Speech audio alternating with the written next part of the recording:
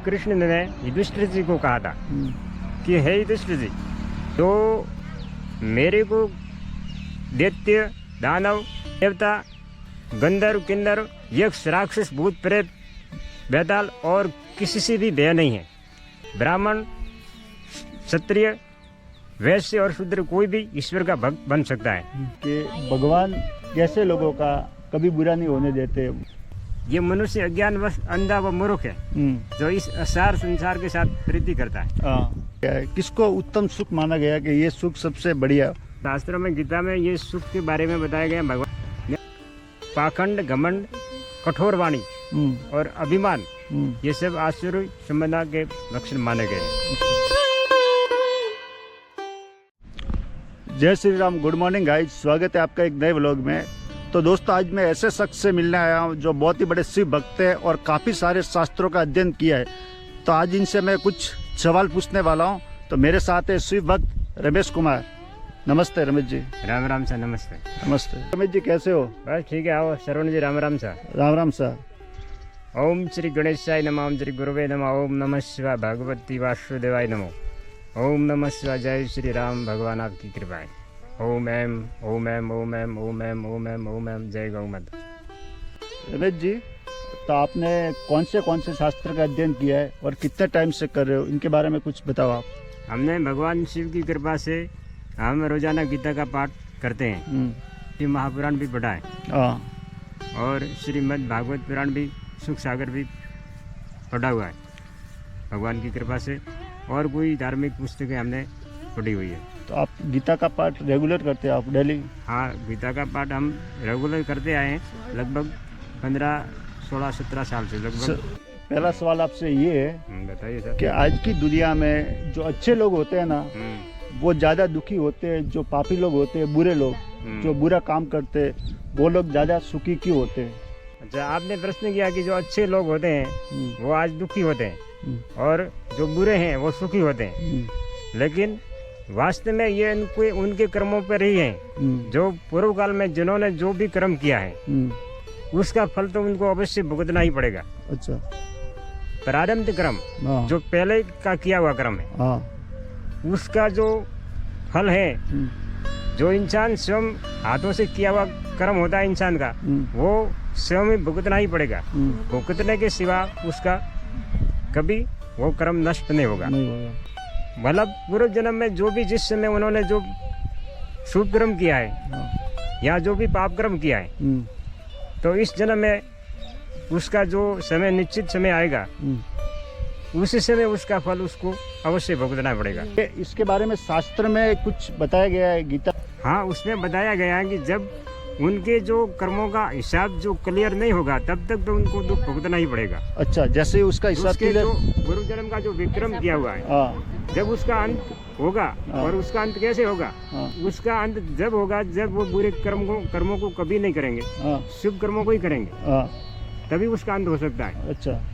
अगर वापस बुरे कर्म शुरू कर देंगे तो फिर उसका अंत होने वाला नहीं है। अच्छा। तो रमेश जी ने आपने जो ये बात बताई, तो ये गीता में ऐसा कहा गया है? हाँ, गीता में इसका श्लोक ये बताया गया है कि जो ये जीवात्मा है उसका न कोई दूसरा मित्र है न कोई शत्रु है। उस जीवात्मा का तो वो आप ही मित्र हैं जिस जीवात्मा के द्वारा मन और इंद्रियों से शरीर जीता हुआ है, और जिसके द्वारा मन और इंद्रियों से शरीर नहीं जीता गया है वो आप ही अपना शत्रु के सदृश शत्रुता में बरतता है। अच्छा। ऐसा कहा जाता है कि गरीब जो लोग होते हैं ना, दुखी लोग, कि उनकी प्रार्थना में भगवान होते हैं, उनकी प्रार्थना स्वीकार कर ली जाती है। तो ऐसा कुछ ऐसा रियली में है कि गरीबों की प्रार्थना जल्दी स्वीकार कर ली जाती है? अब जो गरीब लोग होते हैं, जब किसी को दुख पड़ता है तब वो भगवान को याद करते हैं, और वही लोग जब उनको किसी समय सुख की प्राप्ति हो जाती है, अच्छा, तब वो ईश्वर को भूल जाते हैं। मान लो कि कोई दुआ कहा गया है कि दुख में सुमिरन सब करे, सुख में करे न कोई, सुख में सुमिरन करे तो दुख कहाँ को होए। अच्छा। इस दुआ के अनुसार जो लोग भगवान को सुख में और दुख में एक ही तरह भजते रहे, भगवान को कभी न भूले, तो उनको कभी दुख नहीं आएगा और न उसको कभी गरीबी आएगी। अच्छा, देखा होगा कि कुछ ये गरीब लोग जो मांगते हैं ना, जो मांग के खाते हैं, कोई साधु भी होता है, कोई ऐसे भी गरीब होता है। कुछ मांगने वाले लोग हमेशा ऐसे ही बात करते हैं कि आप मुझे ये दो, भगवान आपका भला करेगा। मतलब अपने लिए भगवान का नाम इस्तेमाल करते हैं। तो ये क्या बात सही है? अब जो लोग कोई भिक्षा मांगते हैं तो उनको मतलब भिक्षा देना तो वो हमारा धर्म है। मान लो किसी ने भिक्षा मांग ली तो उसको कुछ देना हमारा धर्म है। अगर नहीं देगा कोई तो वो उसका मतलब कोई भिक्षुक आ गया किसी के घर पे और उसको भिक्षा नहीं मिली जिस घर से और वो वैसे ही चला गया तो उसका जो पाप कर्म तो वो वहाँ छोड़ के जाएगा और उसका पुण्य कर्म वहाँ से लेके जाएगा। इसलिए उसको भिक्षा में कुछ देना ही उचित होगा। रमेश जी, ये बात कहा गया है कि लोग खुद के फायदे के लिए भगवान का नाम इस्तेमाल करते हैं। जैसे भगवान की झूठी कसम खा ली पैसे के लिए, वो उसके लिए झूठ बोलते हैं कि तो भगवान को उनका मतलब क्या प्रायश्चित है या कुछ पाप लगता है, या ऐसा नहीं करना चाहिए या कर सकते हैं? जो भगवान का नाम लेते हैं तो मान लो भगवान का नाम भगवान को मिलने के लिए लेना चाहिए। उससे उनसे कुछ मांगने के लिए किसी के लिए एक ईश्वर को तो मान लो आत्म कल्याण के लिए याद करना चाहिए, जो अपने आत्मा का कल्याण हो। अच्छा, शारीरिक कल्याण फायदे के लिए भगवान का शारीरिक कल्याण और फायदे के लिए तो भगवान ने उस इंसान को कर्म करने के लिए कहा है कि हे अर्जुन, गीता में भी कहा है कि कर्म न करने से तेरा शरीर निर्वाह भी निश्चित होगा। हे अर्जुन, कर्म न करने से तेरा शरीर निर्वाह भी निश्चित होगा। इसलिए तू भी पूर्वजों द्वारा सदा से किए हुए कर्म कोई कर। अच्छा, भगवान सर्वशक्तिमान परमात्मा है, वो भी कर्ता का ही आश्रय लेता है। अच्छा, जो कर्म करता है उसी को ही वही फल देता है। अच्छा, कर्म के सिवा वो भी परमात्मा सर्वशक्तिमान परमात्मा भी फल देने में समर्थ नहीं है। हाँ, भगवान का नाम जैसे कभी कहीं पर भगवान का नाम लेते हैं तो बड़े आदर के साथ लिया जाता है। भगवान को बदनाम करने के लिए कहीं पर ईश्वर का नाम नहीं, वो भगवान को बड़े आदर के साथ नाम लिया जाता है उनका। झूठी कसम भगवान की कभी नहीं खाए। जो झूठी कसम खाएगा ईश्वर की तो वो स्वयं को ही फर्क पड़ने वाला है। भगवान तो उन बातों पर ज़्यादा ध्यान नहीं देते क्योंकि वो तो सभी को एक समान दृष्टि से देखते हैं। वो तो सभी सृष्टि उनकी संतान है, इसलिए तो वो माफ़ कर देंगे। लेकिन स्वयं को कुछ होना चाहिए कि हम झूठी कसम खा रहे हैं ईश्वर की, तो ईश्वर का नाम बदनाम कर रहे हैं हम। अच्छा, रमेश जी बताइए कि भगवान के घर में इंसानों की ऊंच नीच होती है कि भगवान के नज़र में सब इंसान बराबर इनके बच्चे हैं? अब गीता में भगवान ने ये कहा है कि हे अर्जुन, न कोई मेरा प्रिय है और न कोई अप्रिय है, परंतु जो भक्त मेरे को प्रेम से भजते हैं उनमें मैं और वो मेरे में है। तो रमेश जी, आपने बताया कि भगवान की नज़र में इंसानों में ऊंच नीच नहीं होती, हम सब भगवान के बच्चे हैं, बराबर। लेकिन आज की दुनिया में ऐसा माना जाता है कि जो शास्त्रीय ज्ञान के हिसाब से जो ब्राह्मण लोग होते हैं, जो ब्राह्मण है वो ऊपर है, जो शूद्र है जो नीचे की तरफ।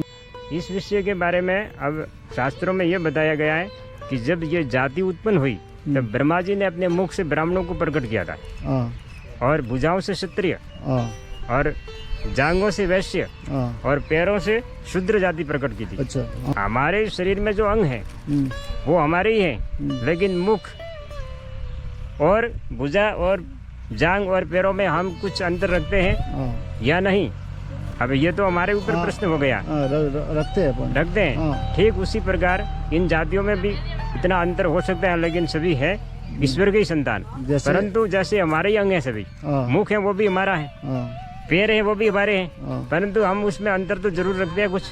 हमको किसी मंदिर में किसी ब्राह्मण लोगों ने यह कहा था कि जो शूद्र जाति के जो लोग हैं उनको मंदिर में आके मंदिर के ऊपर कलश लगा हुआ और ध्वजा ऊपर, अब उसके दर्शन करके उनको भगवान को हाथ जोड़ देना ही मंदिर में जो ब्राह्मण पूजा करता है अंदर जो उसको फल मिलता है उसी के बराबर उसको उस ऊपर के कलश और ध्वजा के दर्शन करके भगवान को प्रणाम कर देना ही उसका फल उसके बराबर उसको मिल जाता है।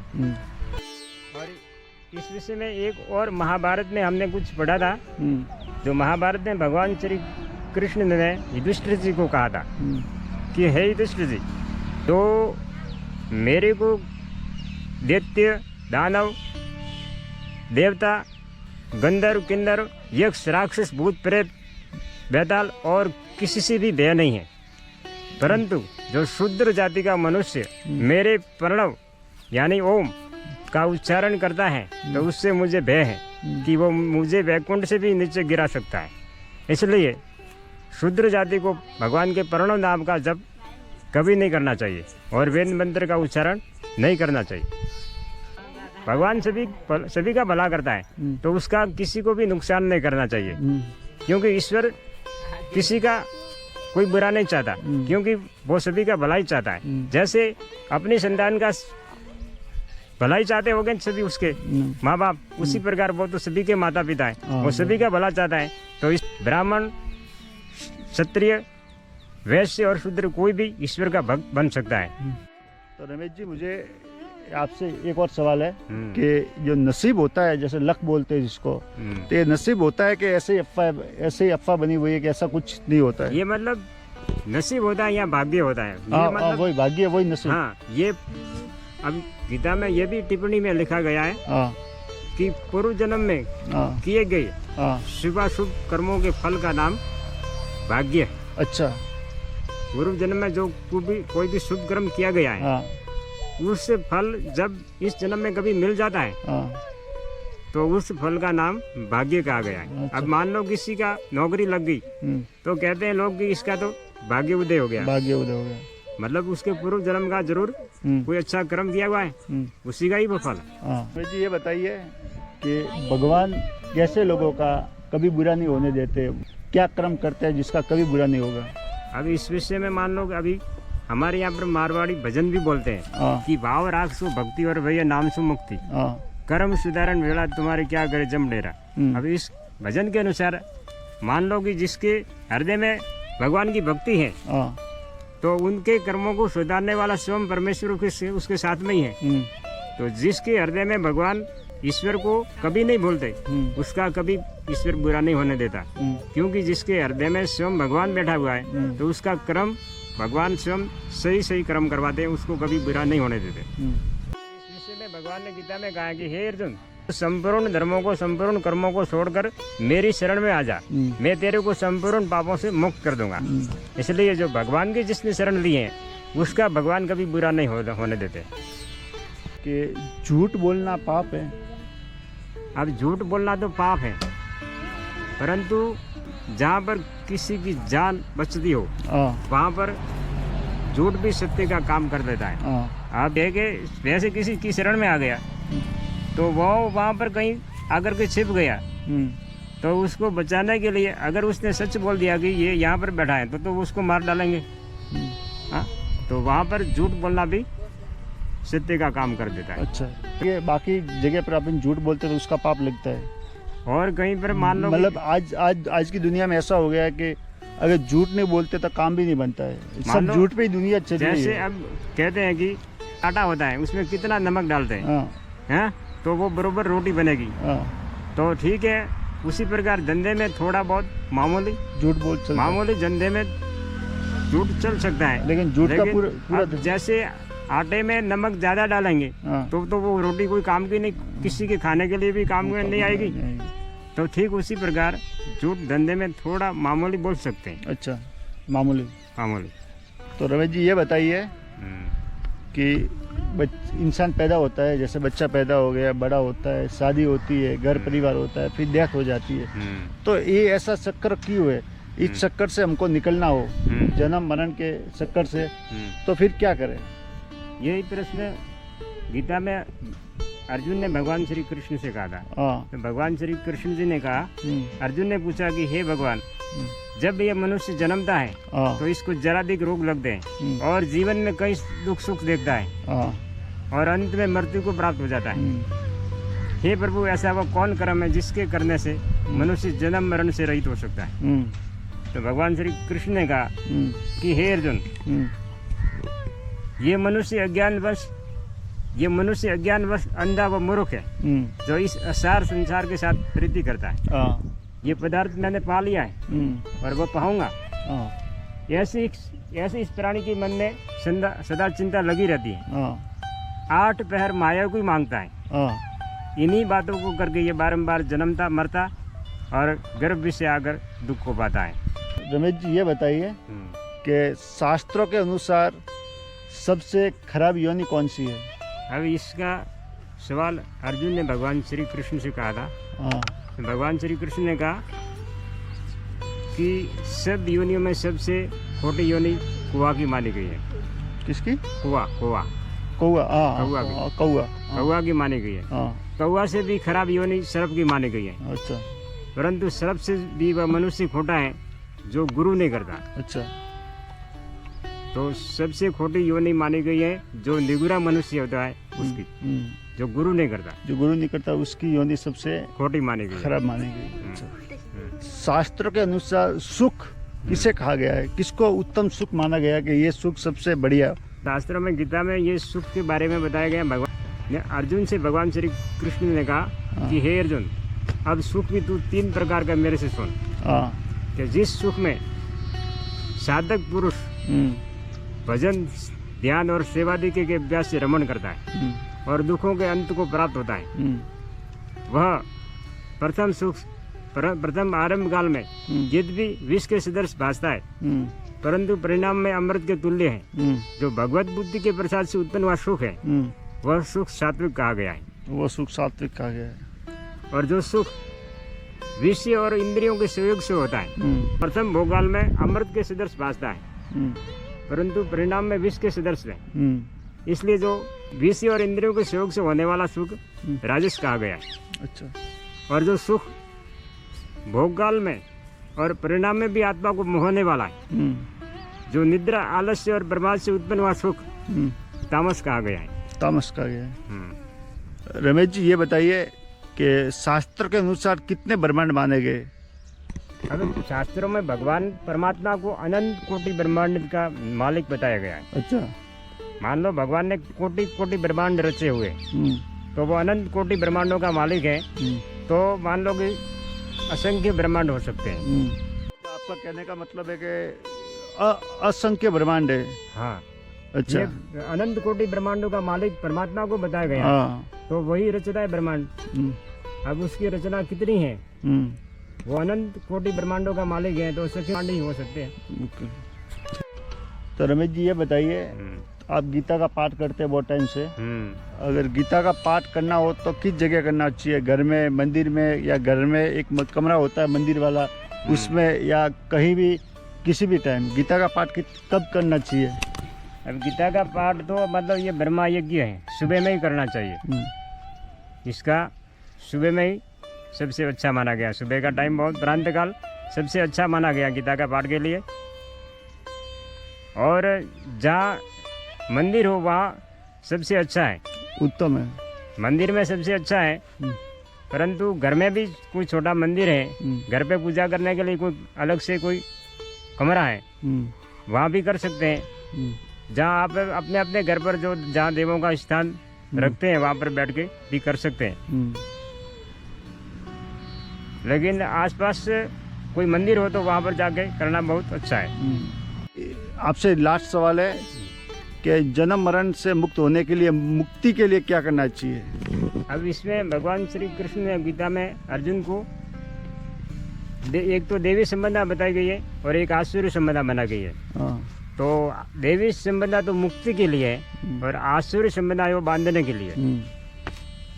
मान लो कि देवी संबंधा में ये बताया गया है कि अपने में श्रेष्ठता के अभिमान का अभाव, दंभाचरण का अभाव, प्राणी मात्र को किसी प्रकार भी सताना, क्षमा भाव, मनवाणी की सरलता, श्रद्धा भक्ति से गुरु की सेवा, बाहर और भीतर की शुद्धि, अंतःकरण की स्थिरता, मन और इंद्रियों सहित शरीर का निग्रह, इस लोक और परलोक के संपूर्ण भोगों में आसक्ति का अभाव तथा ममता का न होना तथा प्रिय और अप्रिय की प्राप्ति में सदा चित्त का सम रहना तथा मन के अनुकूल तथा प्रतिकूल के प्राप्त होने पर हर्षोकादि विकारों का न होना तथा मुझ परमेश्वर में अव्यभिचारिणी भक्ति और एकांत और शुद्ध देश में रहने का स्वभाव तथा विषयासक्त मनुष्यों के समुदाय में प्रेम का न होना तथा अध्यात्म ज्ञान में नित्य स्थिति तथा तत्व ज्ञान के अर्थ रूप परमात्मा को सर्वत्र देखना।